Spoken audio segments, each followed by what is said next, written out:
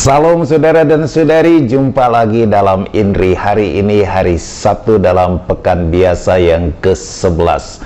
Semoga Anda semua dalam keadaan sehat walafiat, penuh sukacita dan selalu semangat juga dalam situasi pandemi COVID-19 ini.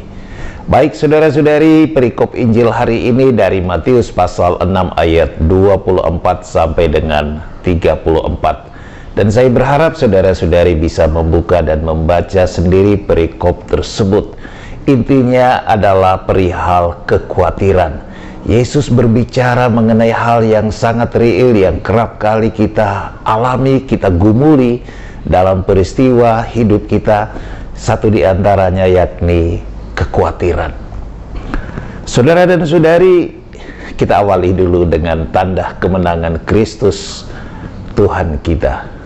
Dalam nama Bapa dan Putra dan Roh Kudus. Amin. Saudara dan saudari, dalam perikop Matius pasal 6 ayat 24 sampai 34 ini, Yesus berbicara perihal kekhawatiran atau hal kekhawatiran. Kekhawatiran itu adalah perasaan takut, gelisah, cemas terhadap sesuatu yang belum diketahui dengan pasti. Kekhawatiran bisa melanda setiap orang dalam segala situasi hidupnya. Orang tua cemas melihat pergaulan anak-anak, sekedar contoh. Cemas melihat hal-hal yang terkait dengan penampilan anak-anaknya. Cemas dengan masa depan putra-putrinya dan lain sebagainya. Juga dalam hal pekerjaan, banyak orang juga cemas dengan apa yang mereka kerjakan, cemas akan penilaian baik atau buruk dari pimpinan atau staf, juga cemas perihal keselamatan bila orang sedang dalam perjalanan, apalagi ketika tahu situasi sedang tidak bagus, cuaca sedang sangat tidak bersahabat dan lain sebagainya. Saudara-saudari, di masa COVID-19 ini juga banyak orang, ya kita ini diliputi oleh perasaan cemas kalau anggota keluarga kita terpapar COVID-19 atau bahkan diri kita sendiri ya, terpapar virus yang begitu menakutkan. Apalagi hari-hari ini konon ceritanya muncul lagi varian yang baru. Ya, kita berdoa, kita berharap di dalam kecemasan dan kekhawatiran itu agar kita selalu dilindungi dan dijaga oleh Tuhan, diluputkan dari segala sakit, dari segala penyakit, dari segala kejahatan dan kemalangan.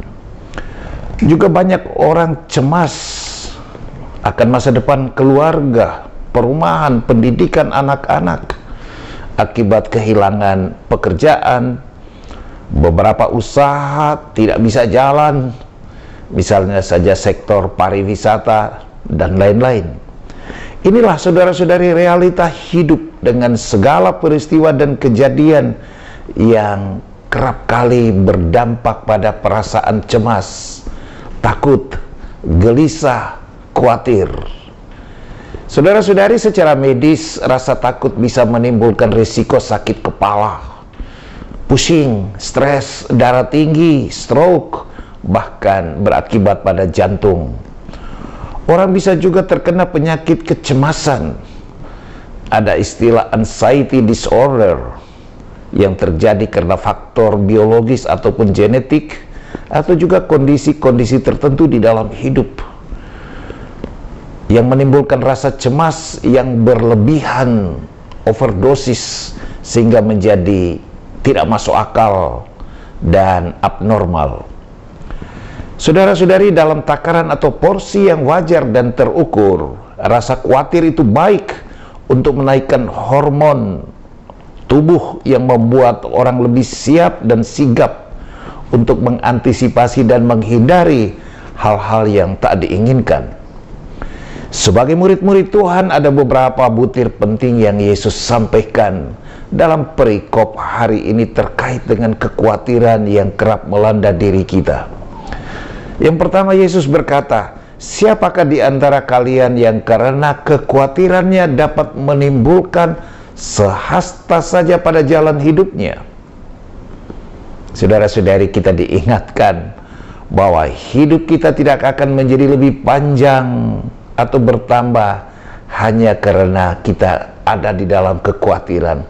Kekhawatiran itu adalah sebuah daya yang merusak, sebuah kekuatan yang destruktif. Sebaliknya, kekhawatiran mungkin akan memperpendek usia hidup. Benarlah kalau ada orang bijak yang mengatakan apapun yang akan terjadi pasti tetap terjadi pun ketika kita mengkhawatirkannya.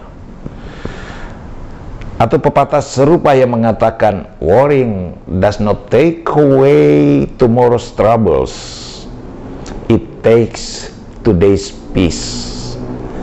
Kekhawatiran atau kecemasan tidak akan menyingkirkan kesulitan atau kesusahan pada hari esok, tapi pastinya dia akan menyingkirkan atau mengambil kebahagiaan atau rasa damai pada hari ini.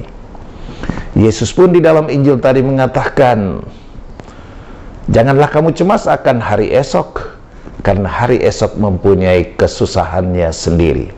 Maka mari kita hidup dalam semangat serah diri, perbanyak doa, dan berpasrah pada Tuhan. Hal yang kedua, Yesus juga mengatakan, janganlah kamu khawatir dan berkata, apakah yang akan kami makan, apakah yang akan kami minum, apakah yang akan kami pakai. Semua itu dicari oleh bangsa-bangsa yang tidak mengenal Allah. Akan tetapi ini poin penting bagi kita sekalian, saudara-saudari, kata Yesus, Bapamu yang di surga tahu bahwa kalian, artinya kita semua, memerlukan itu. Saudara-saudari, dengan demikian Yesus mau menyadarkan betapa kita punya Allah, Bapa yang baik, Bapa yang Maha Kasih. Itu Dia juga tahu, Dia paham apa yang kita butuhkan. Tuhan tidak tidur, Gusti mboten sare. Dia akan memberikan, bahkan menyediakan apa yang memang kita butuhkan, bukan yang kita inginkan. Kerap kita meminta dan mencari untuk sesuatu yang kita inginkan, sekedar memenuhi kedagingan dan keduniawian kita. Bukannya kita mencari, mengusahakan, juga memohon apa yang kita butuhkan. Allah hanya memberikan apa yang kita butuhkan untuk hidup yang baik, hidup yang bahagia, hidup yang selamat. Mari kita berpegang pada nasihat Injil ini. Serahkanlah segala kekhawatiranmu kepadanya, sebab Ia yang memelihara kamu. 1 Petrus pasal 5 ayat 7. Saudara-saudari, sebagai kesimpulan dari seluruh nasihatnya tentang kekhawatiran ini, Yesus bersabda, maka carilah dahulu kerajaan Allah dan seluruh kebenarannya, maka semuanya akan ditambahkan kepadamu. Saudara-saudari, jelas bahwa Yesus menasihati kita bukan hanya sekedar untuk percaya, berpasrah diri, berserah diri pada Allah, tetapi yang tidak kalah pentingnya adalah bagaimana kita berjuang mencari, menemukan, dan melaksanakan apa yang menjadi kehendak dan perintah, nasihat dan ajakan Tuhan.